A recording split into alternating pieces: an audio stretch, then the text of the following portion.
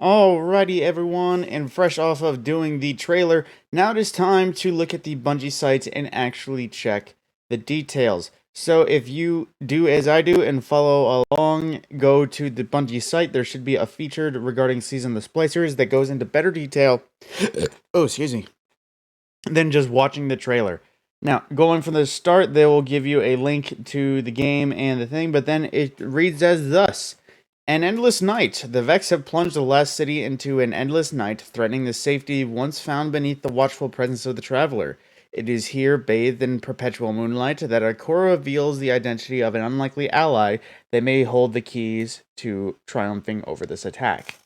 Allies bound by light. Mithrax, Kell of the House Light, leads a small group of Elixni who wish to be closer to the Traveler. As a sacred splicer, he possesses the knowledge needed to combat Vex technology that ensnares the last city.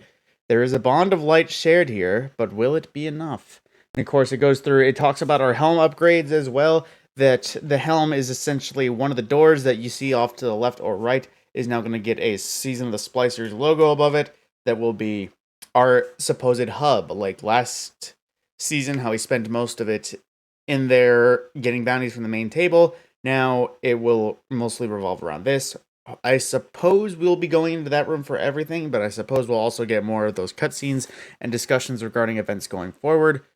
And of course, moving past the helm, they give us details on the two activities, and that is Override and Expunge. And Override is our 6-player activity, which seems to be the new menagerie, air quotes, and it is described as 5 teams of 6 will use Splicer tech to hack the Vex network, uncover the secrets, steal their code, and use their power against them. And of course, since this is Vex, we'll be dealing with Overload and Barrier champions in there.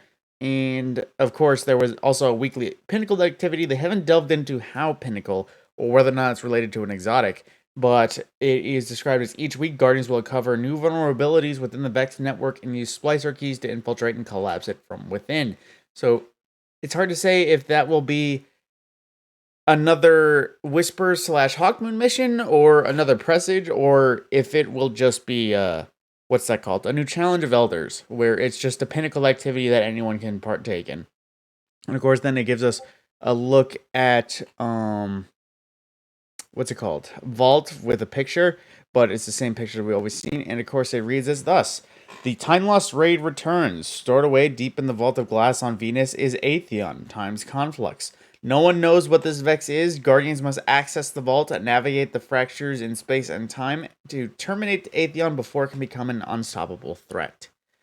So they're kind of treating Vault of Glass as a brand new thing, where I suppose in the lore we've never done it, which I'm fine with, just because for the new people, they don't get knocked off site when they say we've returned to Vault to once again kill Atheon. It's like, how did he come back? But of course, because this is a raid in Destiny 2 in the new era, we get both a new raid jacket for completions within, I believe, the first week or first 2 weeks, and as well as a raid ring, which I love both of them. I'm going to need to pick them up because the raid ring, for those of us old hands, you can definitely see it is the Kabir shield that lets us kill the 2 bosses, as well as the head of Atheon on the side band. It just looks good. It looks so vault, and it looks I want it so much. And of course, we do have a pin available, and then it covers a little bit more forward armor synthesis. It delves into some light details. I know there's more, and it reads, with the help of Ada 1, Guardians will cover Braid Tech secrets from Europa that allow the building of a device known as the Loom. Once operational, Ada 1 will safeguard the Loom within the tower, granting Guardians the ability to create Synthweave, which basically, Synthweave is how you can turn any piece of armor into an ornament. And of course, that is the justification transmog, for those that don't know, is when you're able to take any piece of armor and make them look like another while retaining its stats. That's the basic gist of it. Now, up and coming, they say, over 30 new and reprised legendary weapons to crash the Vex network with. Find the perfect weapon, the perfect role, and bring an end to this endless night. So, looking forward, we see a new sidearm, a new, I believe, SMG, auto rifle, and pulse rifle. Although it's kind of hard to tell with a lot of these frames. I can at least probably tell that SMG, because it looks like a viced frame. You can definitely tell the sidearm, and then if that looks like it could be a scout or a pulse, and then that one on top, it could be a shotgun. Who knows? But that's all they're showing us for now. But then continuing inklings and new exotics. We only got new chest plates this season, and it's looking like we're getting a new pair of boots this season.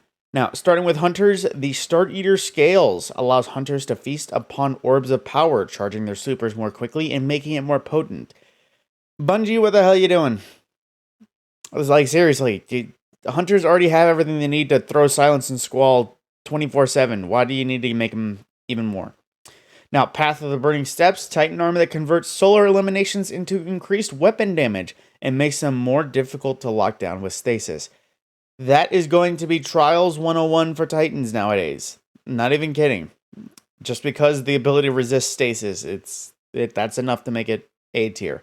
And then we also have Boots of the Assembler. This is the support gear, where it says it condenses a Warlock's rift of healing or empowering into projectiles that seek out their allies to bless them with noble benefits. Now, it's basically sounding like Lumina the boots, so we got to see how that's going to pan out in raids. And then, of course, it describes Season Pass, get XP rewards, get the Season Pass, and instantly unlock the new exotic Stasis Sidearm, but also get XP boosted up, speed up seasonal ranks, and reward track unlocks. So going forward, they give us also a little look at the exotic sidearm. As a token of friendship, Mithrax bestows Guardians with the Cryosthesia 77K, a stasis-powered sidearm with liquid cooling tech. It looked like it was basically just a symmetry with freeze.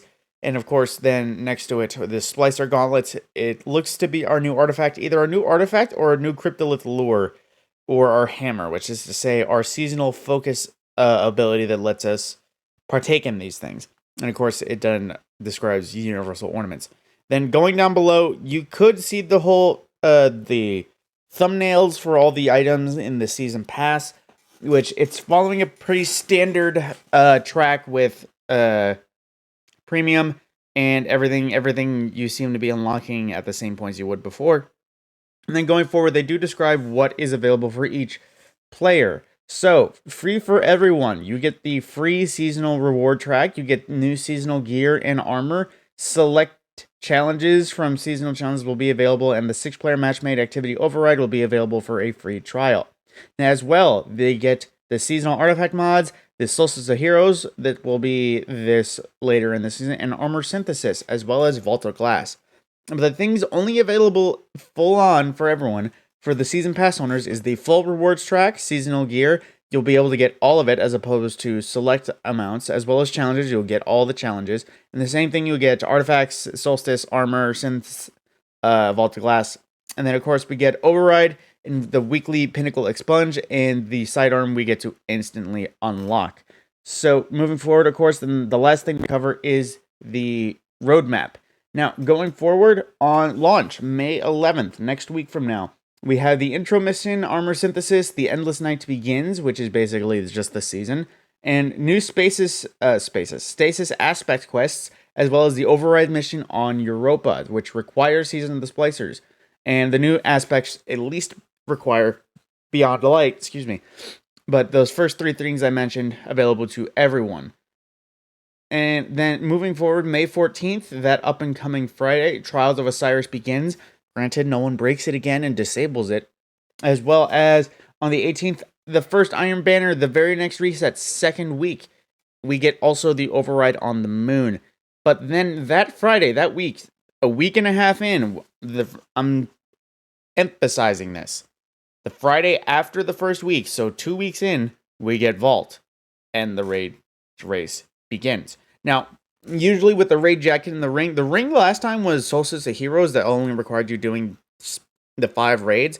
100%, I think the ring will have something to do with challenge mode. Maybe it's just going to be completion. I don't think it'll be restricted to the 24-hour challenge. They usually only do that to something minuscule, like the 24-hour calling cards. But of course, moving forward, on the 25th of May, we get the weekly Pinnacle mission override in the Tangled Shore. Those are 2 different things. I don't know why I grouped them together. But then, of course, on June the 1st, we get the new Pinnacle weekly Pinnacle mission, which I'm not sure if that's the new Hawk Moon mission or something, but we got to keep it with. Then, of course, June 8th, we get the next Iron Banner free for all and the weekly Pinnacle mission. It's weird how they're describing it. Maybe it's just it says weekly pinnacle mission multiple times. I do wonder if it's saying they just come back around.